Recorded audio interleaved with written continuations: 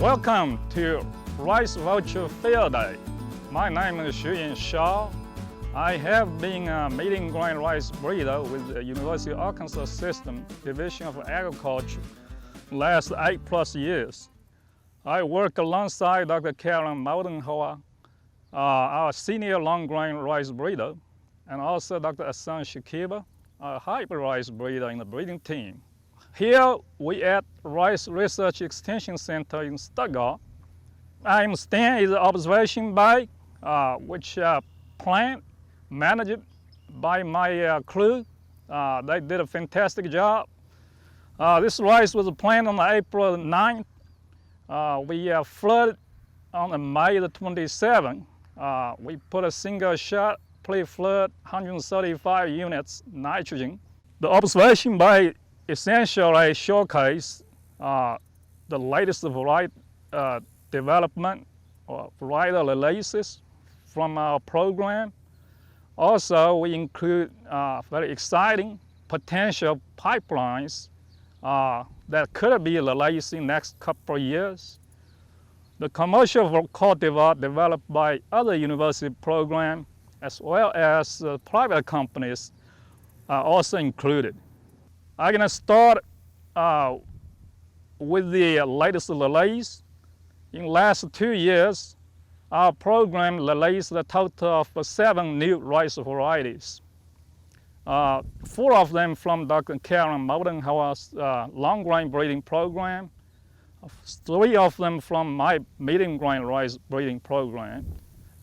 Jewel is our latest conventional long grain release by Dr. Karen Maudenhoer. This had a similar plant type as Diamond. Yield very competitive compared with Diamond. Got a stiff straw, got a good grain quality, got to improve the milling.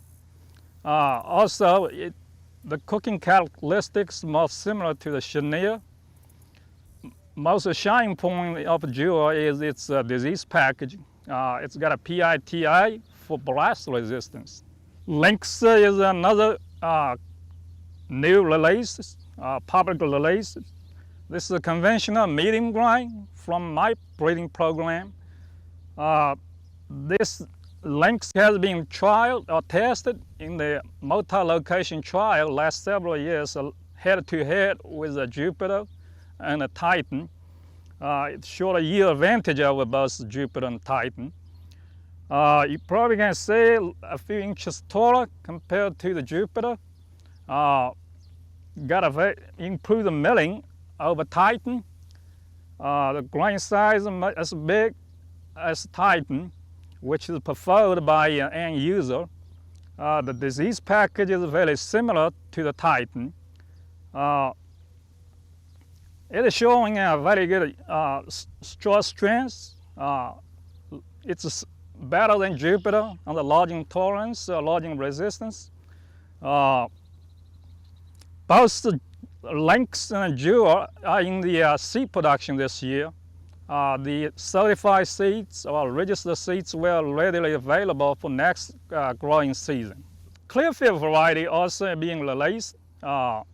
2 of them being released early last year from my breeding program, which including here CLL15, CLL15, this is a semi-dwarf long grain Clearfield variety, which compared to the old one, this CL151, had a yield advantage. Also, not only had a yield advantage, but also had a yield consistency.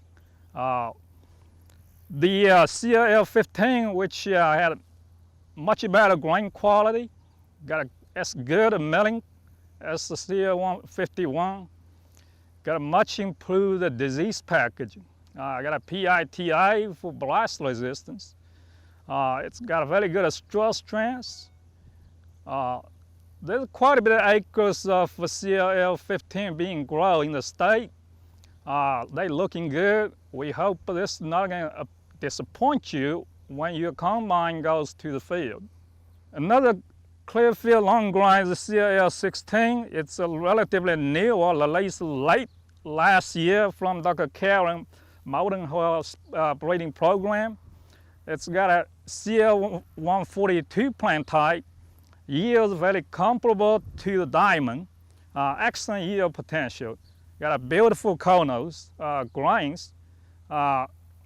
Disease package is excellent. Got a PITA for blast resistance. It's got a stiff straw too. So Horizon Ag is trying to ramp it up for the seed production. The seeds should be already available next year for all of you, anybody interested. CLMO4 is the first ever Clearfield medium grain variety developed by Division of Agriculture. The yield potential is very comparable to the Jupiter. Disease package is very similar to the Titan. Maturity-wise, maybe they are too earlier than the Jupiter. CLMO4 got excellent milling yields. Maybe slight taller than the Jupiter, but got a very good lodging tolerance. We work very hard with our catalogs. They commit to run the plant, do the plant run or plant scale evaluation early spring next year, which is required for the formal approval by catalogs. We hope some positive news before you guys started planting in 2021. I'm gonna switch gear to the exciting potential lines in the pipeline, which could be released in the next couple of years. The pipeline not only have long grain, medium grain, Clearfield rice. The other potentials, Dr. Shakiba talked about hybrids in detail, but behind me we also had a couple of hybrids in this observation bay. I got 3-line hybrids, XH129. Here I got 2-line hybrids, 11X185. Came from the program, in Valley Jump Starter program anyway. They are looking really good in the trials, not only here, but also in Louisiana. All these lines, along with Dr. Shakiba's lines, included in the ARPT or Arkansas Rice Performance Trial. At the end of this season, we're gonna sit down, we look very hard, try to focus on 1 or 2. We're gonna ramp it up, the seed production. We're gonna be expanding our yield trial across the state. I hope we're gonna have the first Arkansas developed hybrids available to you in very near future.